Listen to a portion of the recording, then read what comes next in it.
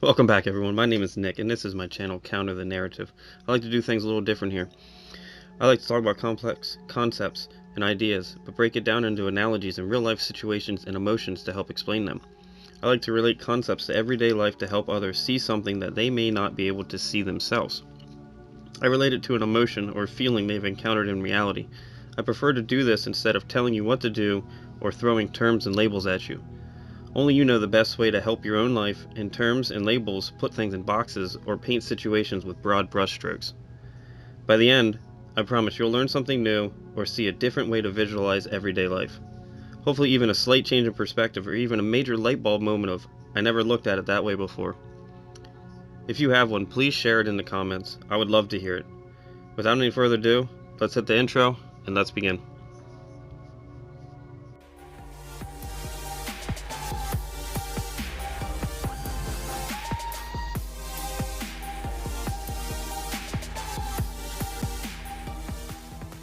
There will come a time that you will realize that everything you need is inside of you. That you are so much more powerful than you think you are. It all begins and ends in the mind. Whether you think you can or you think you can't, you're correct. What you seek in others is the part of you that you deny, suppress, or that you are afraid to access and show the world for any number of reasons. You look for others that can do it, and you're attracted to them because that person is you. Well, the part of you wish to show the world, but yet you don't. We oftentimes seek outside validation to fill a void or a gap in our own life that we feel we are not worthy of. Something that we are afraid to do, or something that brings us confidence. So we look and cling to others that fill that void. If only we knew our true power to become whole and complete, without seeking outside validation or stimuli to complete us. Once you're aware of this and see it in your own actions and thought processes, it's impossible to turn off. This drives me to do videos, as public speaking and putting myself out there is something that I lack. So I turn to others to do it for me. I love writing, and I'm very good at it, but speaking is something that I lack. When I had that aha moment of something that I was lacking in and sought it out in others, I was determined to fill that gap myself.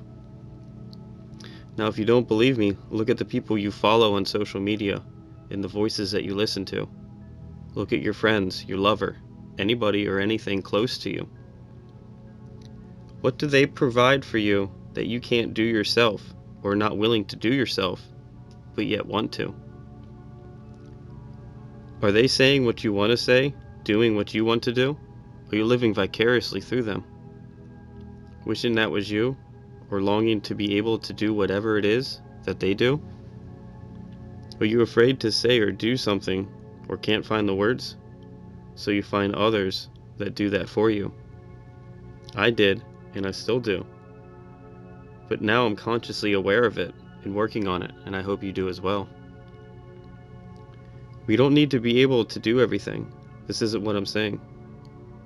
I just want people to be aware of themselves, as I feel self-awareness is the next major jump up the evolutionary ladder of the human species. These questions will give you more insight into your own mind and soul than you'd first think. Your outer world or surroundings are merely a mirrored reflection of the inner you, your hopes, dreams, desires, personality, energy, and faults. Seeing what you seek in others will also begin to tell you what you want for yourself in life, but may not have been aware of it before. This will also show you holes and gaps in your own personality that you seek to fill with other people's personalities or abilities. At first, this realization sucks, as you are the creator of your own reality, but in time, it'll become the best realization you'll have, especially if you can pass it on to your child early in life to become self-aware.